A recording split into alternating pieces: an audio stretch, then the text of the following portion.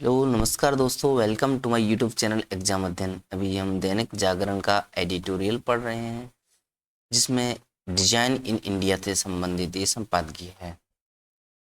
प्रधानमंत्री ने Semicon India कार्यक्रम में विश्व भर के निवेशकों को भारत आने का निमंत्रण देते हुए डिजाइन इन इंडिया की जो बात कही है वह मेक इन इंडिया का ही विस्तार है।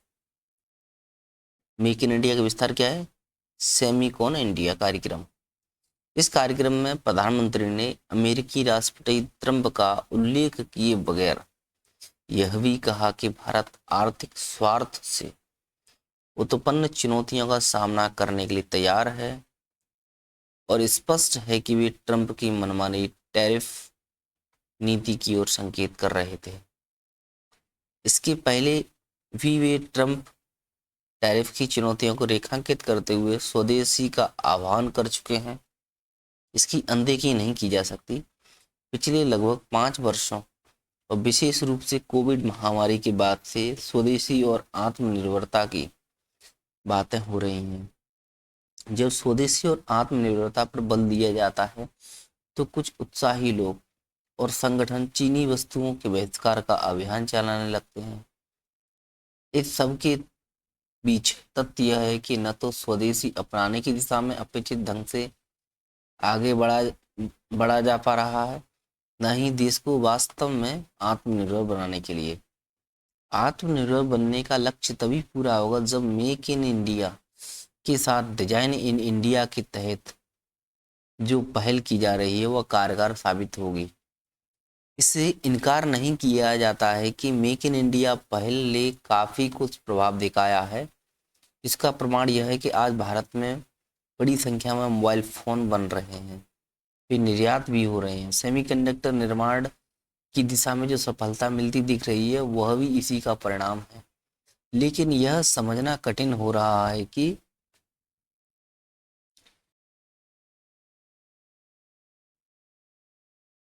कठिन हो रहा है कि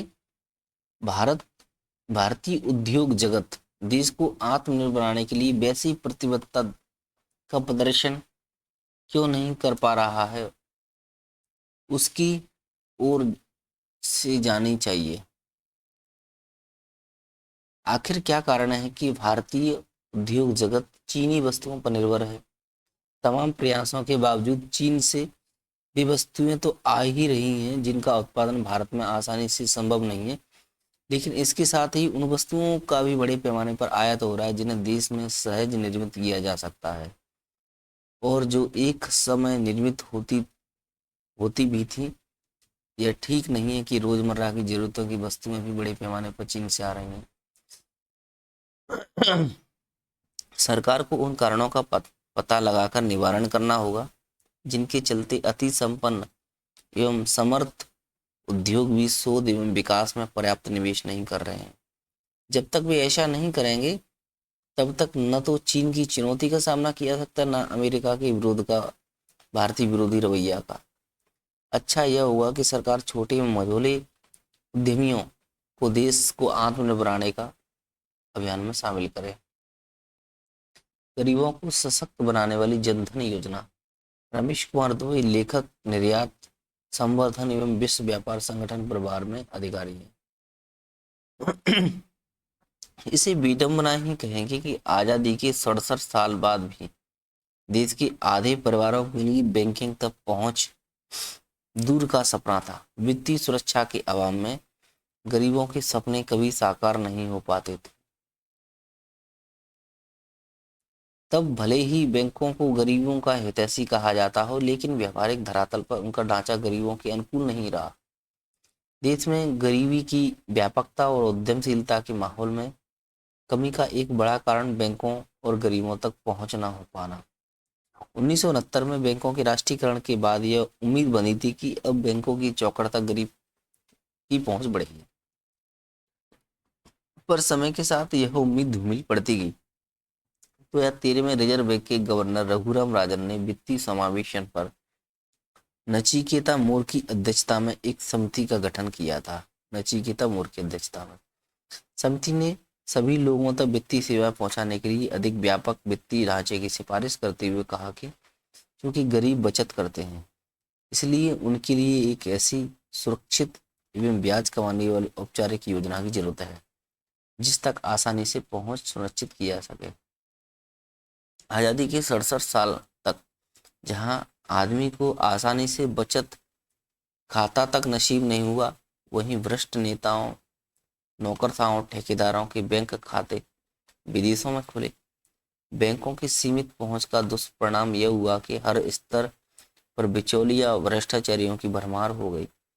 इससे पूर्व प्रधानमंत्री राजीव गांधी ने यह कहकर स्वीकार भी किया कि विकास के लिए दिल्ली से चला 1 रुपया गरीबों तक पहुंचते पहुंचे 15 पैसा ही रह जाता है। स्पष्ट है कि 85 पैसा बिचौली और भ्रष्टाचारों की जेब में जाता था। प्रधानमंत्री बनने के बाद नरेंद्र मोदी ने सबका विकास, सबका साथ सबका विकास के लिए आम जनता को बैंकिंग प्रणाली से जोड़ने का जो बीड़ा उठाया था, उसी के तहत जन धन योजना, हर घर का पासबुक जैसा महत्वाकांक्षी लक्ष्य हासिल करने के लिए 15 अगस्त 2014 को लाल किले की प्राचीर से पीएम जन धन योजना शुरू करने का ऐलान किया था।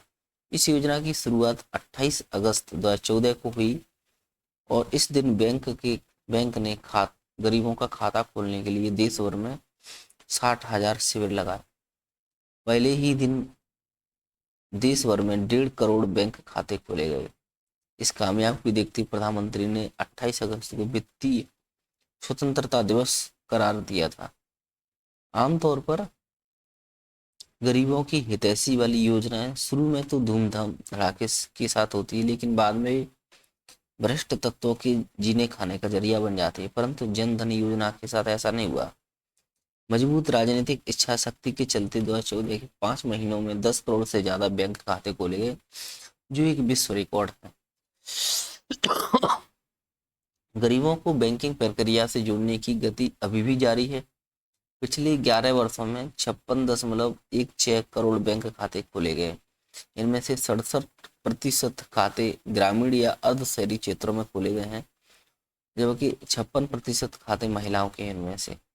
और इस प्रकार जनधन योजना वित्तीय समावेशन के साथ साथ महिला सशक्तिकरण के लिए भी एक मील का पत्थर साबित हुई है।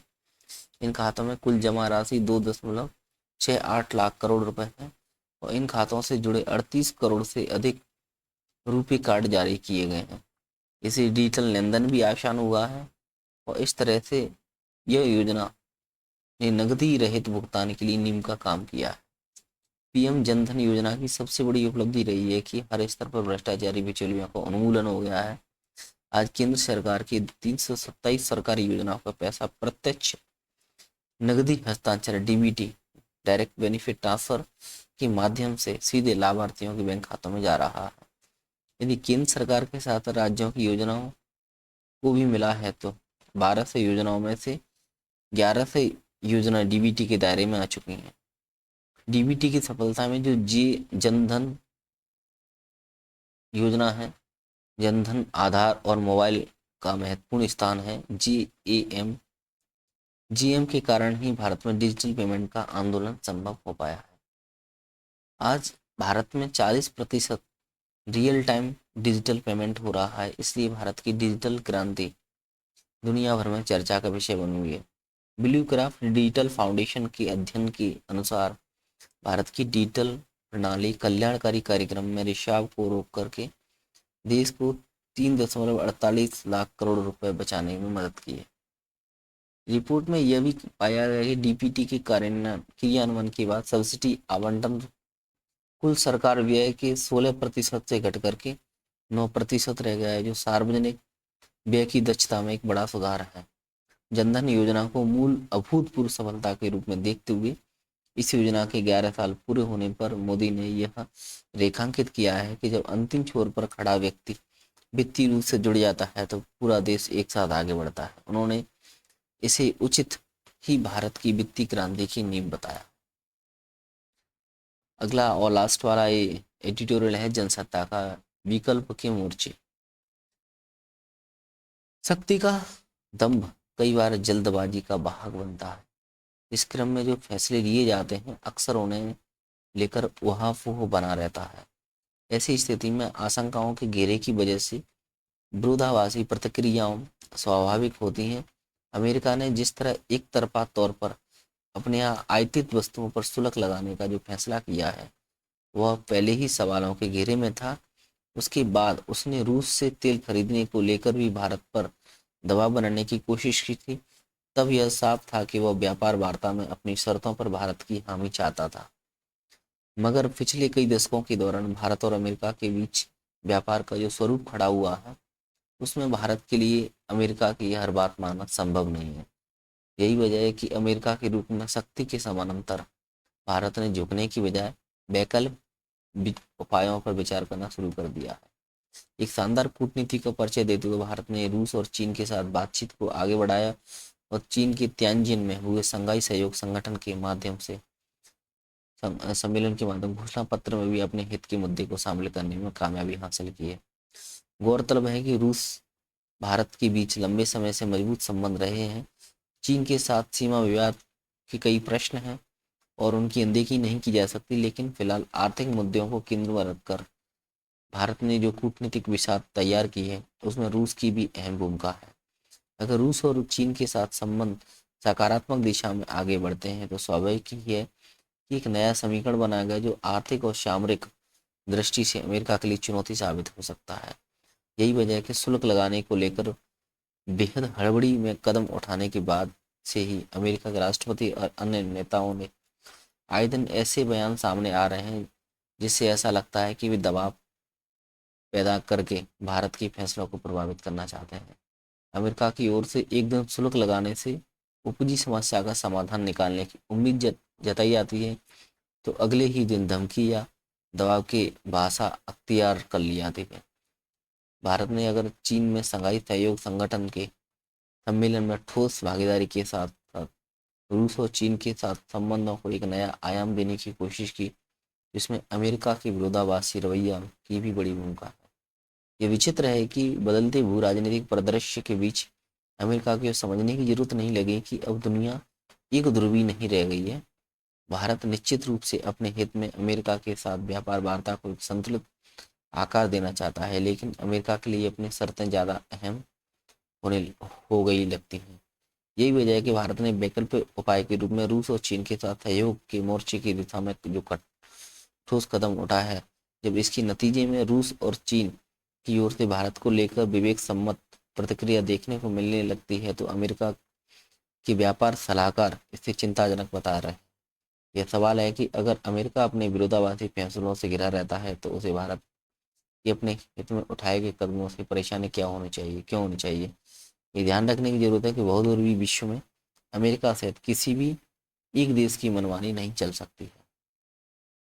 इस टाइप से आज बहुत ही तीन ही एडिटोरियल थी। एक जनसत्ता का था और इधर में ये गरीबों को सशक्त बनाने वाली जनधन योजना में बहुत ही शानदार एडिटोरियल लिखा हुआ था। इधर डिजाइन इन इंडिया यानी जो मेक इन इंडिया कार्यक्रम है उसको डिजाइन इन इंडिया में की रूप में देखा जा रहा है। Thank you. जय हिंद, जय भारत।